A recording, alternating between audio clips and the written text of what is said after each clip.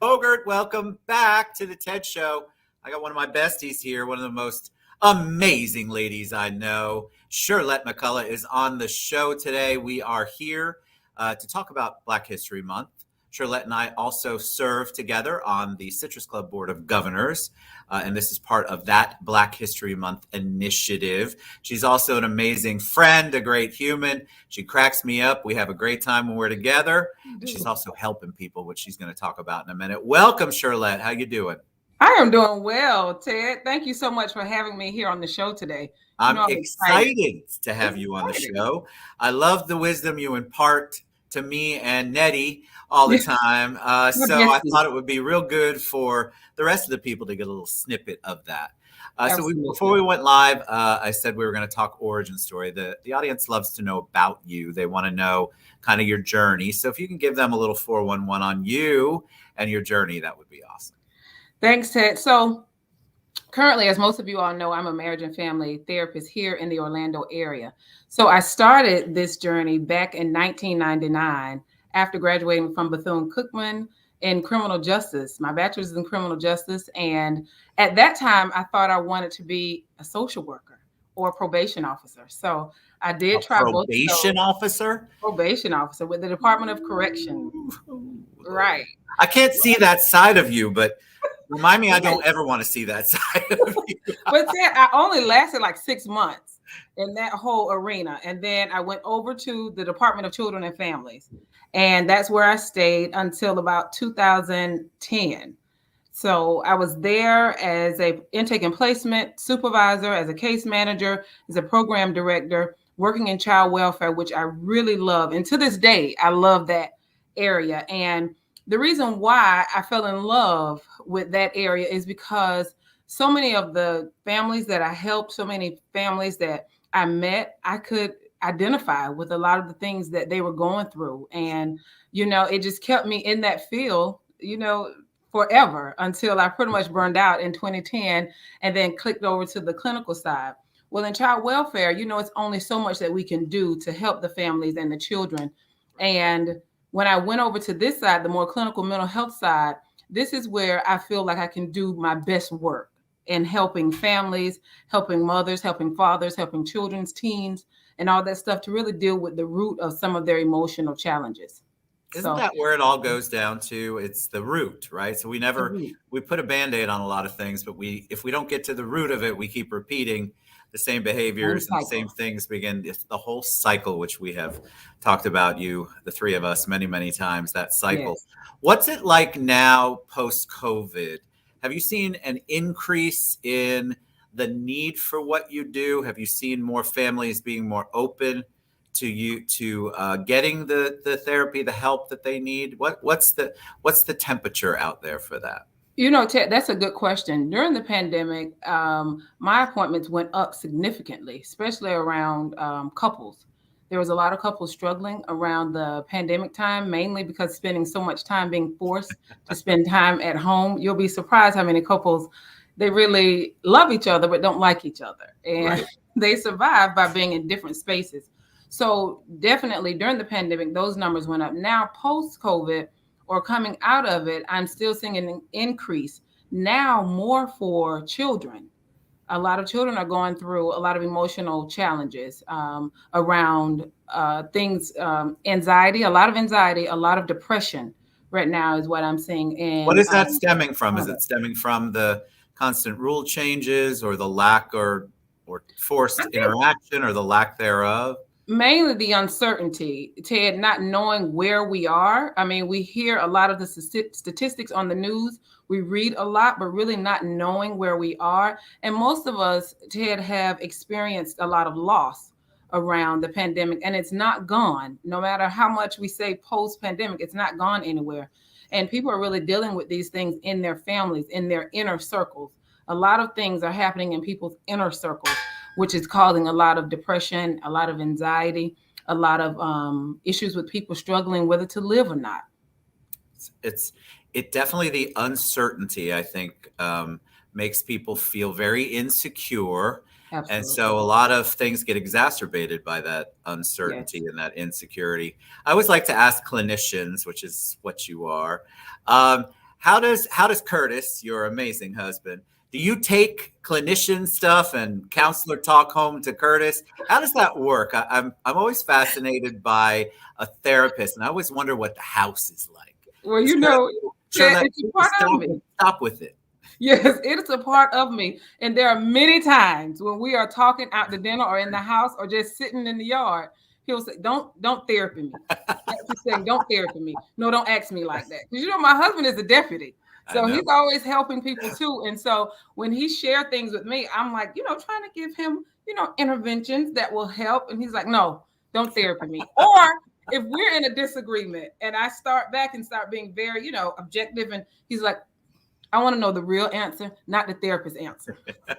Stacey, I went to so much therapy. I feel like I 100% can speak it. Yes. But Stacey, whenever we've argued, she's like, okay, I don't want the counselor talk, Ted.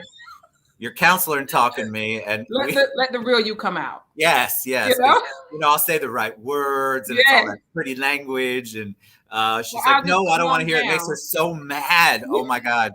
So I have learned over the 31 years to try to not counselor talk her too much.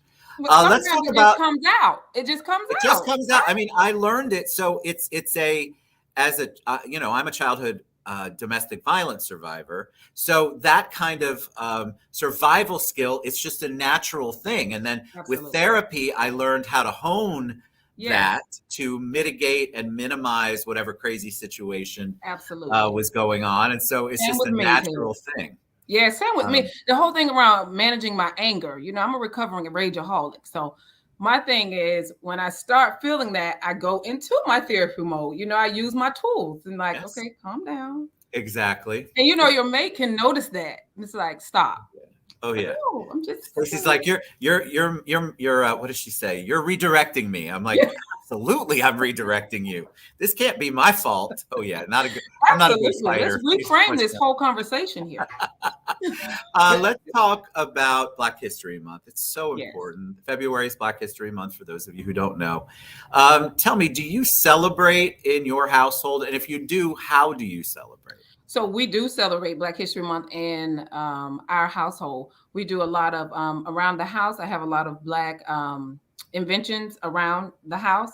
And I also have a calendar that I use that I get every year that has all of the inventors and all that stuff, Black History Month. I have that calendar up, and then I go to different events here in our community. And then now I'm on your show for Black History Month. And I just think that Black History Month is so significant for us, you know, because there are so many African Americans, Blacks, however you identify, that contribute so much to this world, so much to individuals.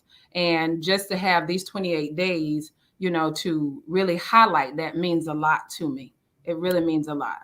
I think it's important too, and tell me what your thoughts are, bringing awareness. So we joke about it when we're together, and I've said it on the show before, an old white guy doing a Black History Month which show. I'm very appreciative of, Ted. Well, it means a lot. You know, I'm an ally, which sounds even weird saying, but you know what I mean. Like I know what you mean. I know I understand the value and the importance of it. But if you have somebody out there, they don't know. And so these kinds of shows, this kind of awareness allows people to ask questions, to feel good and comfortable asking a respectful, heartfelt question. It's the only way, I think, for us to continue and progress the dialogue. What do you think? Right. I agree with that totally. And it also gives people the option to know the people that's in their community, how they're contributing to the community now where they live as an African American or a Black person, you know, and there are so many people that don't know. They have heard of Black History Month, but what does it really mean?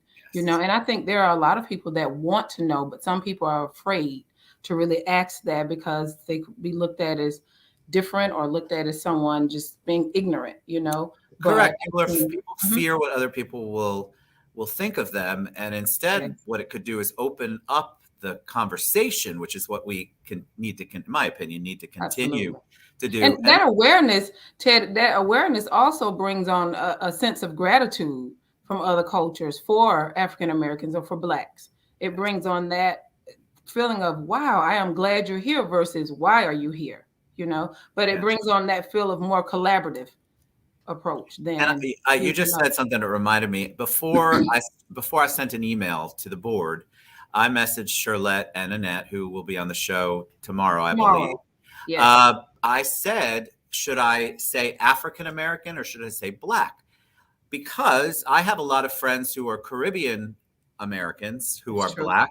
And so if you say African American, and so it's an interesting thing, but I don't know if I would have had the courage to ask that question if I hadn't been so enmeshed in making sure I'm educated and continue to educate myself. So that's another outcome from Black History Month and being involved and trying to knowing the difference, though, Ted, to even know the differentiate between the two, because someone else may say, why wouldn't everybody identify as Black? Why wouldn't everybody identify as African American? But that is respectful, I think, to be able to tell the difference. Yeah. So tell me about DE&I. I just have a quick question. DE&I is diversity, equity, and inclusion. But I feel like the equity part has really become super important. It should have been all along. We've heard about diversity and inclusion for a long time. We're making slow steps in that direction. Slow. Equity. But steps. But it's steps, right? The conversation has to continue. Tell people who don't understand equity in your words, why that's important. What is equity? Because I think people go, well, we have a diverse board. Yes. What is equity actually? Why is that important? How does that come into play? But I think when we talk about equity, it's not so much about saying, but we're talking about fairness and we're talking about respect and we're talking about balance. I think that's what we're talking about when we say equity, and then there are a lot of people that feel like equity is something that should not be important based around gender. I don't believe that. I strongly believe gender has nothing to do with equity. I think that we all deserve that. I think that in our personal lives, in our careers, in different organizations, committees that we serve on, I think it's extremely important to have equity. Yes. I agree. All right. I've got one last question for you. Yes. When I say the word hero, who's the first person that comes to mind? My mom. Tell me why.